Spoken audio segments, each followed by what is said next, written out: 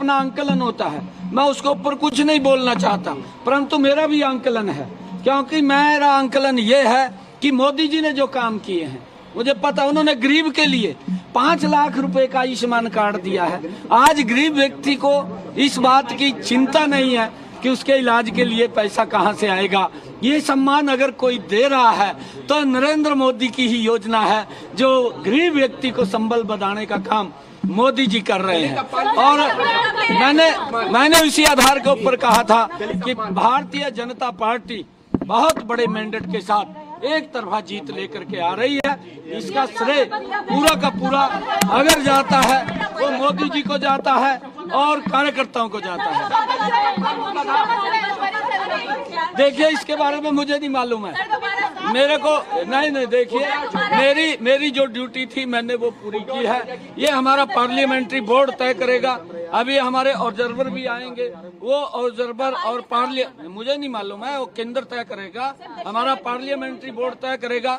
विधायक दल अपना नेता चुनेगा, किसको चुनेगा किसको नहीं चुनेगा, जिसको भी चुनेगा हमारी पूरा का पूरा विधायक दल, हमारे यहाँ कोई किंतु परंतु तो है नहीं, हमारे यहाँ कोई ये भी नहीं कहता कि ये जो पार्लियामेंट्री बोर्ड का आदेश होगा वो सिर माथे के ऊपर होता है। और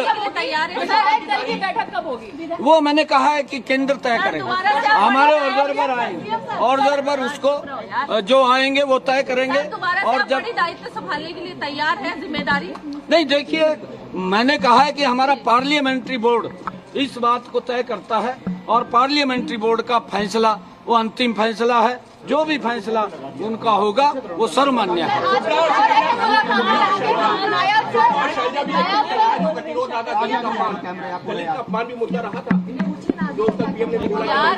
नहीं, देखिए कांग्रेस में डीएनए के अंदर है ये, इन्होंने कभी भी दलितों का सम्मान नहीं किया। दलितों को अपमानित करने का काम ये कांग्रेस पार्टी करती रही है और कांग्रेस ने हमेशा, आप इनका कार्यकाल देखिए, ये यहाँ से नहीं है, इन्होंने डॉक्टर भीमराव अंबेडकर जी को सम्मान नहीं दिया, उसको अपमानित करने का काम ये कांग्रेस पार्टी ने किया।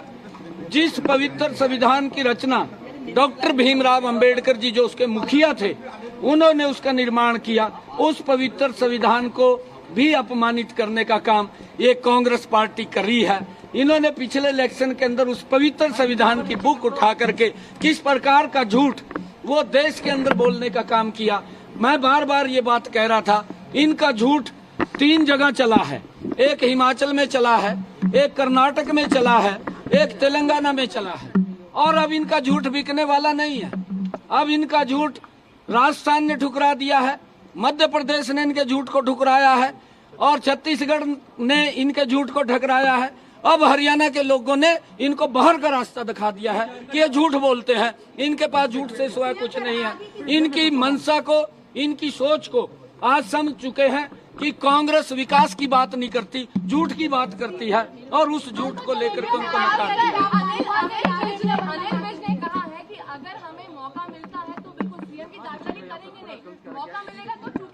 अनिल विज हमारे नेता हैं, हमारे नेता हैं, वो अगर उन्होंने कुछ कहा है तो वो हमारे नेता बोल सकते हैं, कह सकते हैं। मैं आपको बताऊंगा, मेरी सभी उच्च लीडरशिप का मैं धन्यवाद करना चाहूंगा, क्योंकि हमारी बड़ी उच्च लीडरशिप ने, चाहे माननीय अमित शाह जी हैं, चाहे आदरणीय जगत प्रकाश नड्डा जी हैं, आदरणीय ठाकुर राजनाथ सिंह जी हैं, हमारे धर्मेंद्र प्रधान जी हैं, हमारे विप्लव कुमार देव जी हैं, हमारे सुरेंद्र नागर जी हैं और हमारे सतीश पूनिया जी हैं। हमारी जो केंद्रीय उच्च लीडरशिप है उन्होंने हमें संभाला है और हमारे इलेक्शन को गति देने का काम उन्होंने किया है। और जो मोदी जी की नीतियां हैं उनको एक मजबूती से नीचे तक पहुंचाने का काम किया है। हम सबको मिलकर के उनका धन्यवाद करेंगे।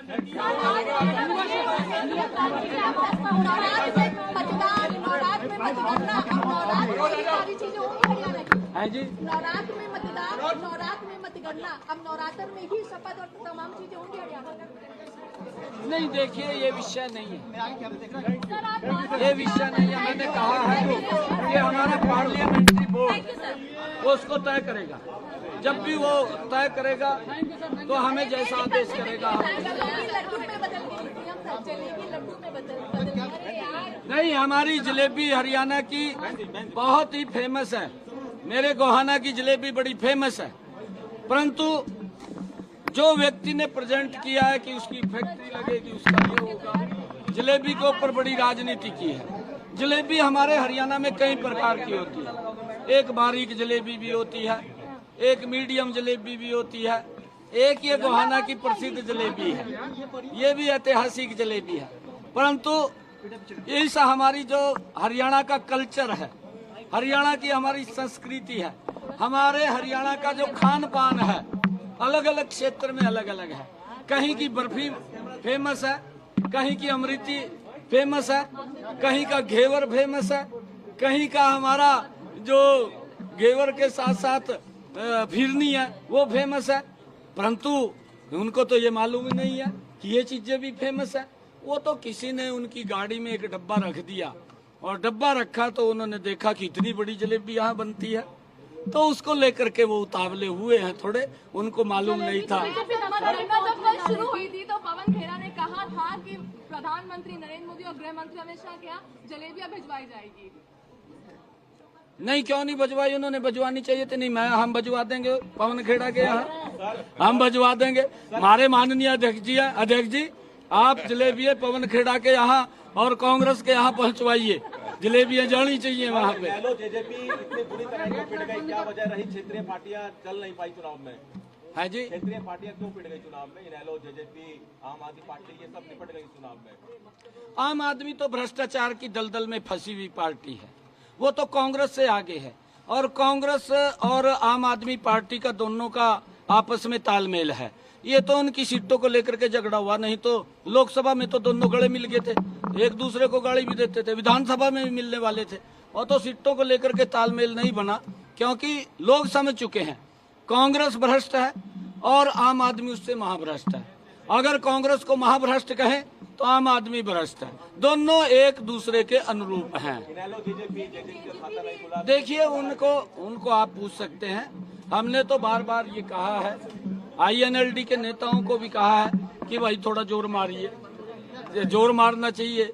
लंबे समय तक आप लोग सत्ता के अंदर रहे हैं, परंतु वो उतना कवर नहीं कर पाए। ये पार्लियामेंट की वोट तय नायब सिंह सैनी मोहनलाल बडौली ने मुलाकात की है। नायब सिंह सैनी ने इस दौरान प्रधानमंत्री नरेंद्र मोदी की एक बार फिर से तारीफ की है। कहा है कि उनकी नीतियों के बलबूते पर हरियाणा में बीजेपी ने चुनाव जीता है। और इसके बाद हरियाणा भवन पहुंच चुके हैं नायब सिंह सैनी। मोहनलाल बडौली पीएम से मुलाकात के बाद हरियाणा भवन पहुंचे हैं। इस वक्त ये बड़ी जानकारी। नायब सिंह सैनी के साथ में बीजेपी प्रदेश अध्यक्ष मोहनलाल बडौली भी मौजूद हैं। हरियाणा भवन पहुंचे हैं। यहाँ पे दिन भर मुलाकातों का सिलसिला अब जारी रहेगा।